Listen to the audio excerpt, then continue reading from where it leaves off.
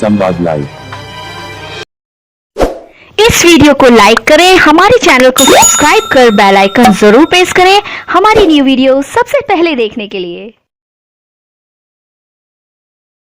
अच्छा सुनो, सब्सक्राइब करते वक्त ना घंटी बजा देना ताकि जब मैं ऑनलाइन आऊं तो तुम्हारे फोन की भी घंटी बजे।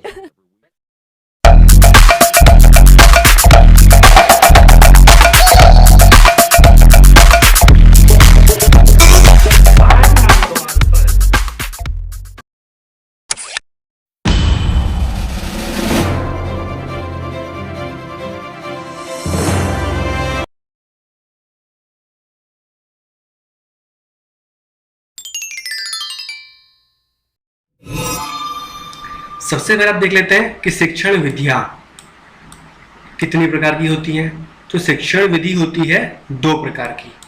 जो पहली विधि है वो है शिक्षक केंद्रित विधि, अर्थात इस विधि का जो केंद्र होता है, केंद्र बिंदु होता है वो शिक्षक होता है। दूसरा होता है बाल केंद्रित विधि। इस विधि के अंतर्गत बालक को केंद्रित माना जाता है। ठीक है, जो यह विधि है यह मनोवैज्ञानिक विधि नहीं मानी जाती है, जबकि बाल केंद्रित विधि मनोवैज्ञानिक विधि मानी जाती है, क्योंकि इसमें बालक का अध्ययन किया जाता है। शिक्षक केंद्रित विधि 3 प्रकार की होती है और बालक केंद्रित विधि होती है 14 प्रकार की। चलिए आगे देखते हैं। हम आज शुरू करने वाले हैं शिक्षक केंद्रित विधि। ठीक है, ये जो विधि है ये होती है 3 प्रकार की, जिसमें पहला होता है व्याख्यान विधि, दूसरा होता है व्याख्यान प्रदर्शन विधि और तीसरा होता है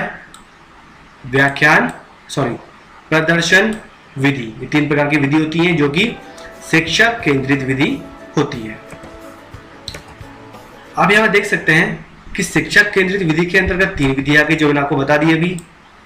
छात्र केंद्रित विधि के अंतर्गत आती हैं 14 विधियां, जिनमें पहला है खेल विधि, दूसरा प्रश्नोत्तर, तीसरा शैक्षिक पर्यटन विधि, चौथा विश्लेषण विधि, पांचवा संश्लेषण विधि, छठा आगम विधि, सातवां निगमन विधि, आठवां परियोजना विधि, नौवां समस्या समाधान विधि, 10वां है अन्वेषण विधि, 11वां विचार विमर्श विधि,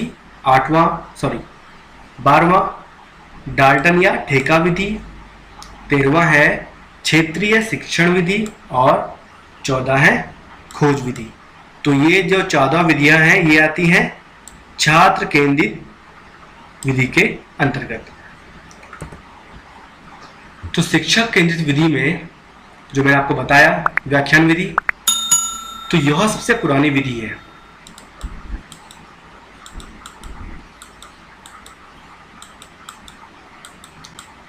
हम बात कर रहे हैं व्याख्यान विधि की।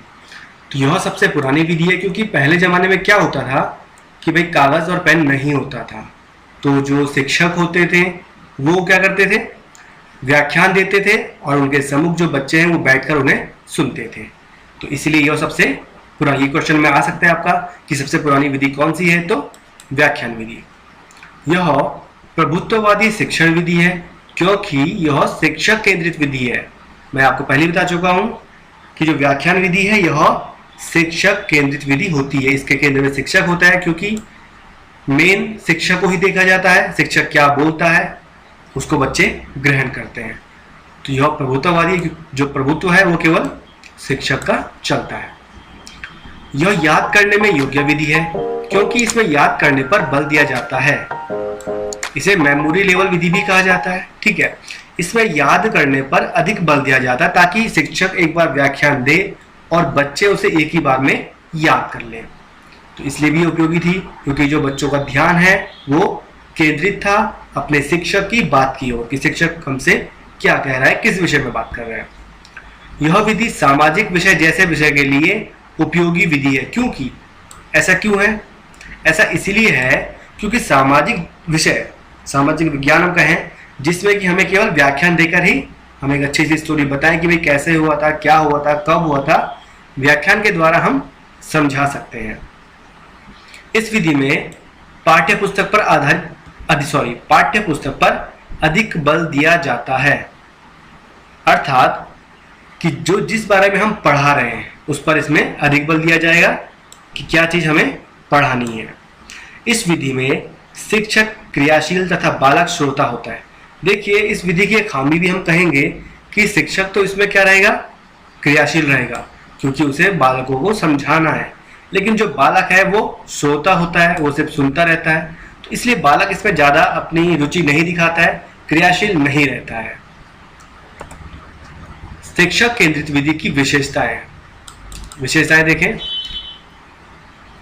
व्याख्यान विधि की, यहाँ पर गलत लिखा हुआ है, ये व्याख्यान विधि होना चाहिए। यह विधि बालक के ध्यान को केंद्र करने के लिए उपयोगी विधि है, क्योंकि बालक जो शिक्षक पढ़ा रहा है उसी पर अपना ध्यान केंद्रित रखता है। इस विधि के द्वारा समय तथा संसाधनों की बचत होती है, क्योंकि भाई इसके लिए ना आपको कागज चाहिए, ना पेन चाहिए, ना कोई अन्य सामग्री की आवश्यकता है, बल्कि आपको केवल व्याख्यान देना है और बच्चों को सुनना है। इसीलिए इसमें समय और संसाधनों की बचत हो जाती है। पाठ्य वस्तु के प्रस्तुतिकरण पर अधिक बल दिया जाता है। किस प्रकार से जो शिक्षक को पढ़ाना है वो कितना प्रभावशाली हो, इसके लिए शिक्षक अनेक प्रकार से अपने व्याख्यान देता है। बालकों में मौलिक चिंतन का विकास होता है। देख लेते हैं व्याख्यान विधि की सीमाएं, कौन कौन सी सीमाएं इसकी। इस विधि में छात्र क्रियाशील नहीं होते। क्यों? क्योंकि छात्र केवल श्रोता होता है, इसलिए वह क्रियाशील नहीं होता है। इस विधि का प्रयोग उच्च कक्षाओं के लिए किया जा सकता है, क्योंकि छोटी कक्षाओं में इसका प्रयोग नहीं हो सकता है। बच्चे व्याख्यान नहीं सुनते, बल्कि बच्चों के लिए खेल विधि सबसे उपयुक्त होती है, जिस पर वह ध्यान देते हैं और अच्छे से सीख सकते हैं। तो जो व्याख्यान विधि है, इसका जो इस्तेमाल है ये ऊंचे स्तर पर किया जाना जरूरी है। यह एक इंद्रिय अनुदेशन पर आधारित है। अब देखिए, यहाँ पर एक शब्द आया है, एक इंद्रिय अनुदेशन। ठीक है, इसका मतलब यह है कि बालक एक इंद्रिय का प्रयोग करता है, जो है सुनना। बस वो क्या करता है, अपने शिक्षक की बातों को सुनता है और उसे याद करने की कोशिश करता है, और जो और इंद्रियां हैं वो काम में नहीं आती जल्दी से। इस विधि के अंतर्गत अध्यापक का एकाधिकार होता है कि वह बच्चों को किस तरह पढ़ाए और क्या पढ़ाए। बच्चों का इसमें कोई भी रोल ज़्यादा नहीं होता है, उन्हें केवल सुनना ही होता है। यह मनोवैज्ञानिक विधि नहीं मानी गई है, क्योंकि मैंने आपको पहले ही बता दिया है। मनोवैज्ञानिक विधि क्या होती है, जो जिसका पाठ्यक्रम बाल केंद्रित होता है वो ही मनोवैज्ञानिक विधि होती है। मनोवैज्ञानिक विधि वह विधि होती है जिसका पाठ्यक्रम बाल केंद्रित होता है। मैंने यहाँ पर लिख भी दिया है, आप देख सकते हैं।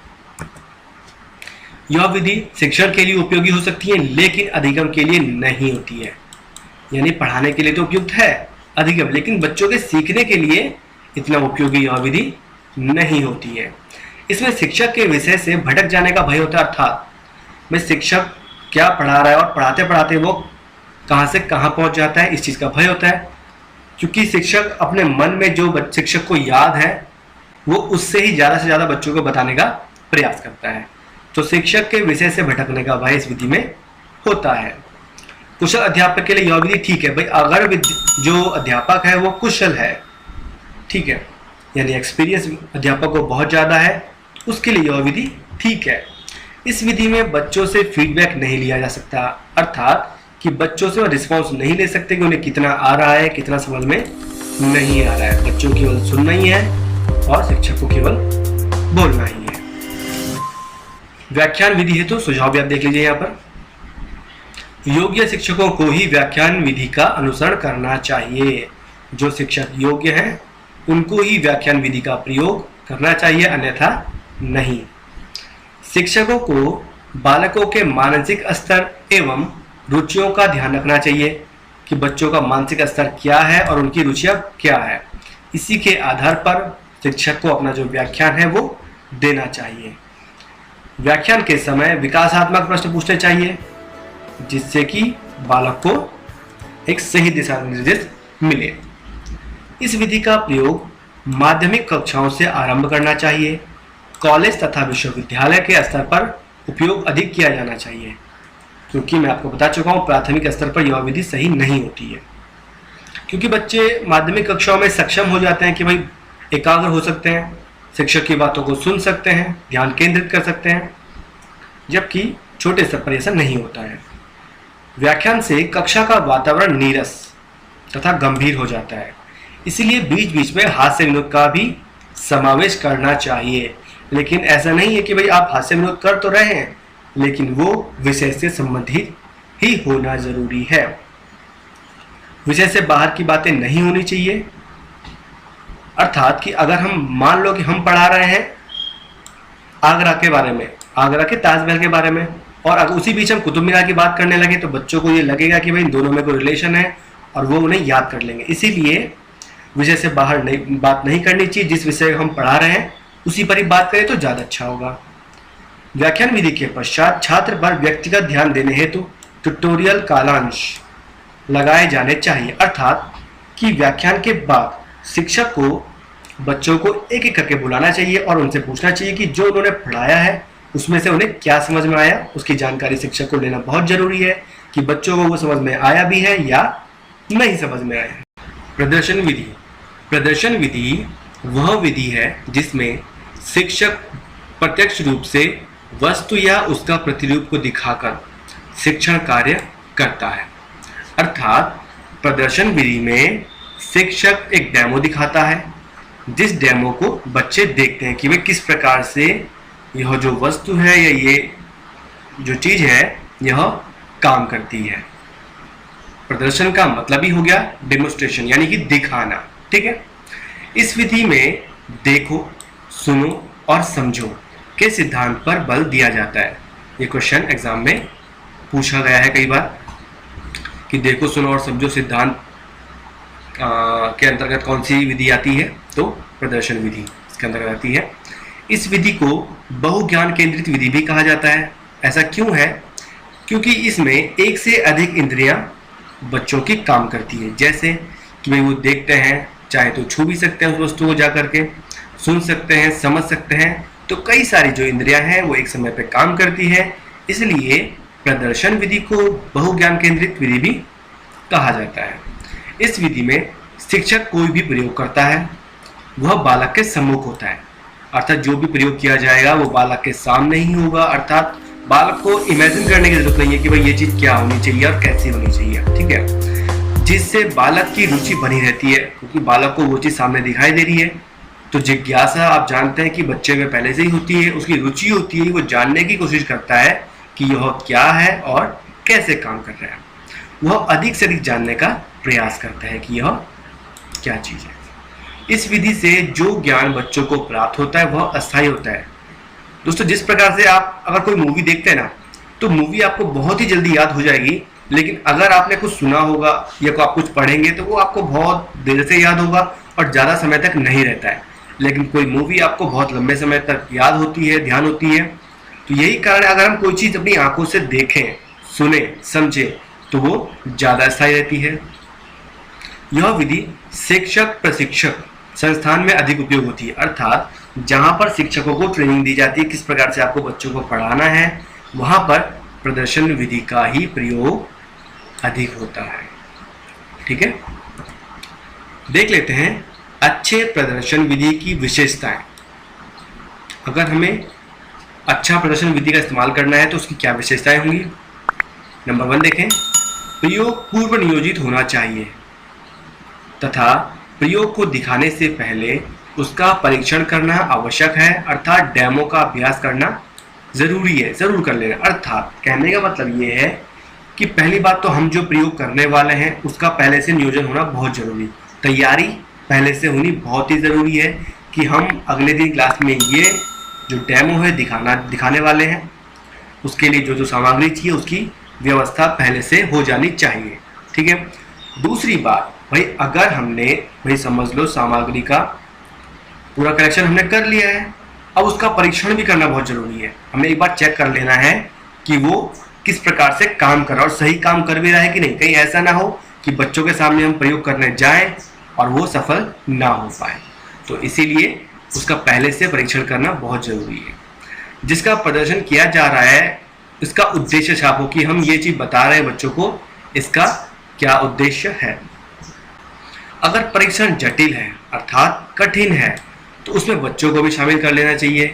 इससे क्या होगा कि बच्चों को स्टेप बाय स्टेप वो चीज़ समझ में आने लग जाएगी।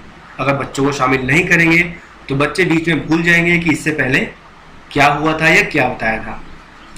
परीक्षण की समय सामान्य अर्थात ना तो अधिक तीव्र और ना ही मंद होना चाहिए, अर्थात कि जो हम परीक्षण कर रहे हैं वो इतना धीरे भी ना बताया जाए कि समय ज़्यादा लगे और इतना तीव्र भी ना हो कि समझ में भी ना आए। इसलिए एक सामान्य समय होना बहुत ही ज़रूरी है, यानी कि आपको नॉर्मल स्पीड से बच्चों को वो चीज़ समझानी है, जल्दीबाजी नहीं करनी है। प्रदर्शन के साथ चार्ट तथा मॉडल का प्रयोग भी किया जाना चाहिए। सामग्री हमेशा अधिक ही रखें। इसका क्या मतलब होगा भाई? देखिए, मान लो कि आप साइंस का कुछ बताने जा रहे हैं, ठीक है, इसमें आपका साइंस के जो अलग अलग सामान होते हैं उनमें से मान लो कोई सामान टूट जाता है, खो जाता है, गिर जाता है, तो आप ये प्रयोग नहीं कर पाएंगे। इसलिए एक एक्स्ट्रा अपने साथ ज़रूर रखें कि अगर एक किसी कारणवश खराब हो जाता है तो दूसरे का जो इस्तेमाल है वो किया जा सके। प्रदर्शन विधि के गुण देख लेते हैं। यह विधि अधिक महंगी नहीं होती। ऐसा क्यों है? क्योंकि हम केवल मॉडल का ही प्रयोग करते हैं। ऐसा नहीं है कि हमें कोई बड़ी वस्तु है उसको उठा के क्लास में ले आए, हम बल्कि उसका मॉडल लेके आते हैं और उससे बच्चों को समझाते हैं। प्रतिरूप का प्रयोग करके परीक्षण किया जाता है। प्रतिरूप यानी कि उसका छोटा रूप। अमूर्त कल्पना का सहारा नहीं लेना पड़ता, अर्थात बच्चों को इमेजिन नहीं करना होता कि यार जो हमारे सर बता रहे हैं वो क्या है और वो कैसा दिखता है या कैसा होता है, ठीक है, तो वो चीज़ आपके सामने है, आप देख के पहचान सकते हैं, बता सकते हैं। डेमो उन्हीं विषय का देना चाहिए जो बच्चों के लिए हानिकारक ना हो, अर्थात हम जो डेमो बच्चों को देने जा रहे हैं वो ऐसे विषय पर हो जैसे कि परमाणु का विषय आ जाता है, ठीक है, उसके बारे में हम प्रैक्टिकल नहीं कर सकते, ठीक है, तो उन्हीं विषय का देना ज़्यादा ज़रूरी है जो कि बच्चों के लिए हानिकारक ना हो। प्रदर्शन विधि के दोष भी देख लेते हैं। यह विधि अध्यापक, सबसे बड़ा दोष तो देखो बच्चों यही है कि यह जो विधि है यह अध्यापक केंद्रित है, क्योंकि सारा जो काम है वो अध्यापक को ही करना होता है, बच्चों को सिर्फ देखना समझना होता है, ठीक है। बच्चों को स्वयं करने के अवसर प्राप्त नहीं होते हैं। सभी टॉपिक को इस विधि से नहीं पढ़ाया जा सकता, यानी कुछ ही टॉपिक हम इससे कंप्लीट कर सकते हैं, सभी में डेमो नहीं दिखाया जा सकता है। कुछ ही शिक्षक इस विधि का प्रयोग कर सकते हैं, यानी कि जो कुशल शिक्षक हैं वो इस विधि का अच्छे से प्रयोग कर पाएंगे, अन्यथा नहीं।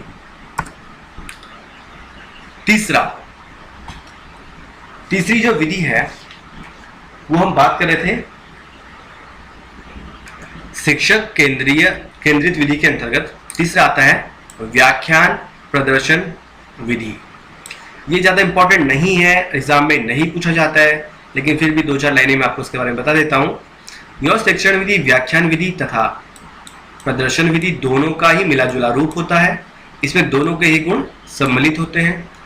इसमें व्याख्यान के साथ साथ प्रदर्शन भी किया जाता है और इस विधि के द्वारा शिक्षण कार्य को अधिक प्रभावशाली बनाया जा सकता है। वो कैसे? वो ऐसे कि अगर हम डेमो दे रहे हैं और साथ ही साथ हम उसका व्याख्यान भी कर रहे हैं, बता भी रहे हैं बच्चों को, ठीक है, तो ये दोनों क्या चीज, ये दोनों चीज हो जाएंगी कंबाइंड, जिससे और अच्छा बच्चों पर प्रभाव पड़ेगा।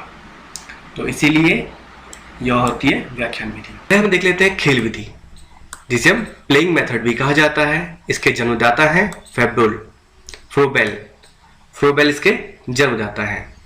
जो खेल विधि नाम दिया है, ये नाम दिया है कुक ने।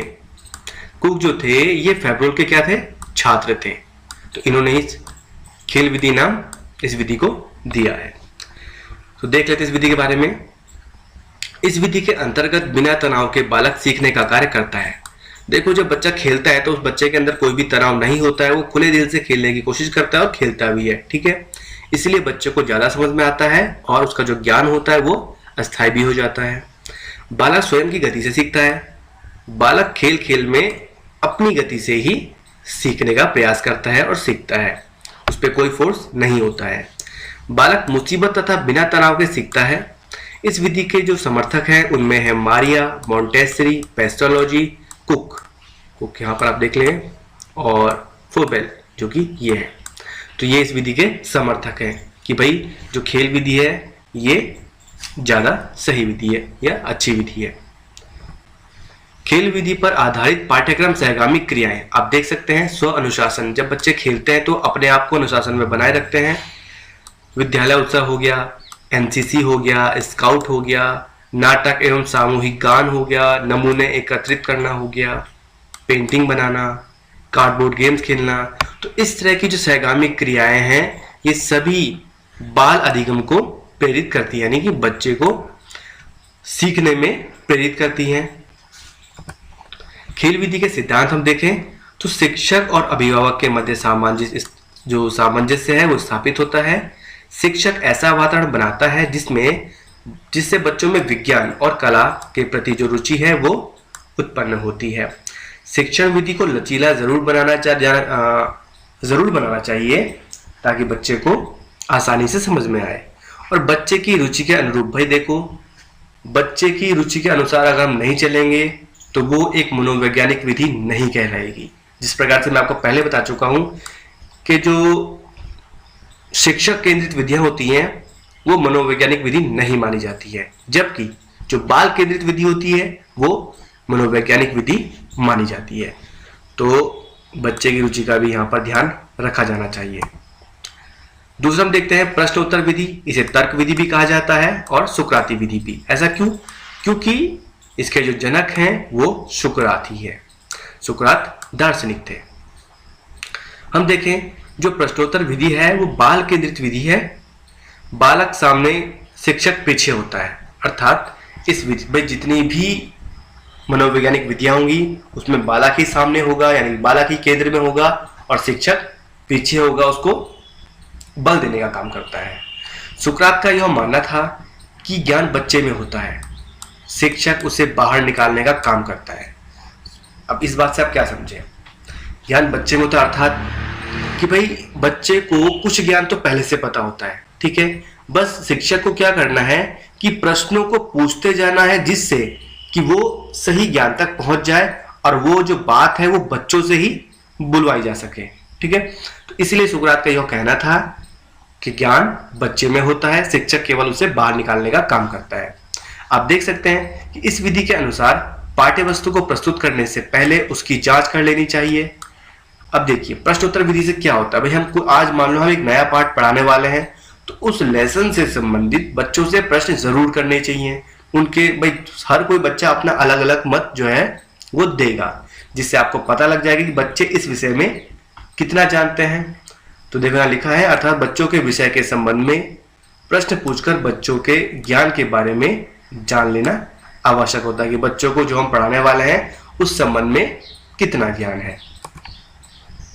प्रश्नोत्तर विधि की विशेषताएं देख लें तो बालक के मानसिक स्तर तथा रुचि का पता लगाया जा सकता है इस विधि के द्वारा। बच्चे हमें बता सकते, भाई देखो अगर बच्चों का जो मानसिक स्तर और रुचि है वो अधिक होगी तो बच्चे बिल्कुल सटीक जवाब देंगे, उनको कुछ तो थोड़ा बहुत पहले से पता होता है।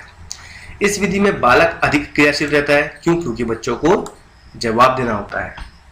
यह ज्ञान बालक के पूर्व ज्ञान पर आधारित होता है, यानी कि बच्चे को कुछ जो पहले से पता होता है वही वो बताता है, उसी के आधार पर यह विधि कार्य करती है। बालक को स्वयं सोचने के अवसर मिलते हैं, भाई वो खुद सोचेगा तभी तो जवाब देगा वो, तो इसलिए उसे बच्चे को सोचने का अवसर मिलता है ताकि वो प्रश्नों का उत्तर दे सके। माध्यमिक कक्षा के लिए उपयोगी है। यह विधि जो है वो माध्यमिक कक्षाओं के लिए उपयोगी है, लेकिन छोटी कक्षाओं के लिए यह उपयोगी बिल्कुल नहीं होती, क्योंकि बच्चों को अधिकतर बातें मालूम नहीं होती हैं। तो माध्यमिक कक्षा के लिए यह विधि बिल्कुल सही है, क्योंकि इस उम्र में जो बच्चा होता है वो काफी ज्ञान अपने अंदर समाहित कर लेता है। इस विधि में सभी छात्र क्रियाशील होते हैं। भाई सभी छात्र, क्योंकि सबसे क्वेश्चन पूछे जाएंगे तो सबको जवाब देना होगा, चाहे वो कुछ भी जवाब दें, सही दें गलत दें कैसा भी दें, तो सभी छात्र क्रियाशील होते हैं और जो कोई दूसरा छात्र जवाब देता है उसको सुनकर भी उनको कुछ समझ में आता है कि भाई ऐसा नहीं ऐसा ही होना चाहिए। प्रश्नोत्तर विधि की थोड़ा सीमाएं देख लेते हैं यहाँ पर हम। यह एक यांत्रिक विधि है, इसलिए प्रश्नोत्तर में नीरसता आ जाती है, जिस कारण यह विषय थोड़ा बोरिंग बन जाता है। प्रश्न पूछते जाएंगे, बच्चों को समझ में नहीं आएगा तो जो विषय है वो बोरिंग ही हो जाएगा। बच्चों को पाठ्य वस्तु का ज्ञान नहीं हो पाता है, बच्चों को नहीं पता कि आज हम जो पढ़ने वाले हैं उससे संबंधित क्या प्रश्नोत्तर हमें करने हैं या हमें शिक्षक क्या हमसे पूछेंगे। ये इसकी सीमाएं हैं। सुझाव देख लें यहाँ पर। प्रश्नों को आसान से कठिन की ओर पूछना चाहिए। सबसे पहले शिक्षक को क्या करना चाहिए, जो बिल्कुल आसान प्रश्न है उनको पूछना चाहिए, ठीक है। धीरे धीरे कठिन की ओर बढ़ना चाहिए। प्रश्नों का स्पष्टीकरण करना चाहिए। अगर बच्चों को प्रश्न समझ में नहीं आया तो टीचर को दोबारा से प्रश्नों को बताना चाहिए। प्रश्नों का वितरण समान रूप से करना चाहिए। गलत उत्तर को समझाना चाहिए। भाई अगर बच्चों ने गलत उत्तर दे दिया है, कोई भी बच्चा उस प्रश्न का सही उत्तर नहीं दे पा रहा है, तो शिक्षक को उसका उत्तर देना बहुत ही जरूरी है। तीसरा हम देख लेते हैं शैक्षिक पर्यटन विधि, जिसे भ्रमण विधि भी कहा जाता है। इसके जनक है प्रोफेसर रैन। इस विधि में 3 प्रमुख गुण होते हैं। पहला होता है सहायक सामग्री, दूसरा होता है सहायक क्रिया और तीसरा होता है शिक्षण विधि। तो आप देखिए किस प्रकार से काम करता है। सबसे पहले जो सहायक सामग्री होती है, अब उसमें क्या काम होता है। हम बात कर रहे थे शैक्षिक पर्यटक विधि की। पर्यटन का मतलब क्या होता है कि बच्चों को भ्रमण के लिए बाहर ले जाना। इस विधि के अंतर्गत यही काम होता है। तो जब हम बच्चे को बाहर लेके जाएंगे तो सहायक सामग्री के रूप में जो चीज हम बच्चे को दिखाने वाले हैं, एग्जाम्पल के तौर पे हम बच्चे को लाल किला दिखाने वाले हैं, ठीक है। तो अगर बच्चे उस लाल किले को प्रत्यक्ष रूप से देखेंगे तो ये क्या हो जाएगा, एक सहायक सामग्री के रूप में कार्य करेगा, ठीक है। शिक्षण विधि कैसे, भाई देखिए हम बच्चे को पहले लाल किले के बारे में पढ़ाया जा चुका है। अब हमने बच्चे को पढ़ा तो दिया कि भाई लाल किला ये होता है या ऐसा दिखता है, ठीक है। लेकिन वो अभी आधा ज्ञान है बच्चे के लिए, अधूरा ज्ञान है। पूरा ज्ञान करने के लिए हमने बच्चे को क्या किया, प्रत्यक्ष रूप से भी दिखा दिया। तो देखो शिक्षण विधि से यानी कि पहले हमने बता दिया और बाद में बच्चे को वो चीज दिखा दिया। सहायक सहगामी क्रियाएं, भाई इसके साथ साथ जो करिकुलर जो एक्टिविटीज होती हैं वो भी पूरी हो जाती हैं। 1 से 5 तक कक्षा में इस विधि का मुख्य रोल होता है। प्रत्यक्ष रूप से वस्तुओं को दिखाया जाता है। बालक अपने ज्ञान को बाहरी वातावरण के साथ जोड़कर अपने ज्ञान को अस्थायी कर लेता है, क्योंकि कुछ तो हम बच्चे को पहले बता चुके हैं और कुछ वो खुद प्रत्यक्ष रूप से जब देखेगा तो वो ज्ञान उसके अंदर स्थायी हो जाता है। बालक को पर्यटन के बारे में कम से कम 20 से 25 दिन पहले बता देना चाहिए, ठीक है, जिससे वो उसके बारे में कुछ अध्ययन कर सके, जान सके, पेरेंट्स को बताया जा सके। जितने भी काम होते हैं ये सब कंप्लीट हो जाने चाहिए। शैक्षिक पर्यटक विधि की उपयोगिता देखें तो यह बाल केंद्रित शिक्षण विधि है, यह एक मनोवैज्ञानिक विधि है। भाई बच्चे जो चीज देखते हैं वो ज्ञान अस्थायी हो जाता है। सहयोग की भावना का विकास होता है। बालक में निरीक्षक, विश्लेषण, तर्क शक्ति, अनुसंधान का विकास होता है। देश की संस्कृति तथा ऐतिहासिकता से बच्चा अवगत होता है। आखिर में देख लेते हैं शैक्षिक पर्यटक विधि की सीमाएं। इस विधि में ज्यादा समय लगता है, धन भी ज्यादा लगेगा और शक्ति की आवश्यकता भी होती है, क्योंकि भाई कहीं बाहर जाना है तो समय तो उसमें लगता है। यह विधि का प्रयोग हम केवल अवकाश के समय ही कर सकते हैं, क्योंकि अगर भाई आपका स्कूल चल रहा है उस वक्त अगर हम बच्चे को पर्यटक पे ले जाएं तो उसका जो पढ़ाई है उसका लॉस हो जाएगा। गरीब छात्र इससे वंचित रह जाता है, क्योंकि भाई जाने के लिए हमें धन की आवश्यकता होती है और धन बच्चे नहीं जुटा पाते हैं, गरीब, वो इससे वंचित रह जाते हैं। ध्यान मनोरंजन की ओर आकर्षित हो जाता है, अर्थात बच्चे जब बाहर जाते हैं तो वो पढ़ाई से हट करके मनोरंजन के कामों में लग जाते हैं। मूल्यांकन करना आवश्यक है कि बालक को जिस उद्देश्य से बाहर ले जाया गया था उस उद्देश्य की पूर्ति हुई कि नहीं हुई। तो इसके लिए टीचर को भाई जब वापस पर्यटक विधि से वापस हम पर्यटक देख करके या बाहर जा करके जब हम वापस आए अपनी कक्षा में तो बच्चों से इस बारे में प्रश्न पूछने चाहिए कि जो उन्होंने देखा वो क्या था, कैसे था, कि बच्चों को उससे कितना फायदा हुआ। इस वीडियो को अपने दोस्तों के साथ जरूर शेयर कीजिएगा और इस वीडियो में कमेंट करके हमें लाजमी तौर पर बताइएगा कि आने वाले वक्त में आप किस तरह की वीडियोस देखना पसंद करते हैं। और अगर आपने अभी तक हमारा चैनल सब्सक्राइब नहीं किया तो फौरन सब्सक्राइब कीजिए, साथ ही बेल आइकॉन पर क्लिक करें ताकि मजीद आने वाली वीडियो जहां वक्तन फवक्तन आपके लिए इस चैनल पर अपलोड करते हैं वो आपको वक्त पर मिलती रहे और आप उनसे मुस्तफीद होते रहें। अगली वीडियो तक हमें दीजिए इजाजत, अपना ख्याल रखिएगा। ताज़ा तरीन अपलोड्स की नोटिफिकेशन हासिल करने के लिए हमारे चैनल को सब्सक्राइब करें और साथ में दिए गए घंटी के निशान को दबाना ना भूलें।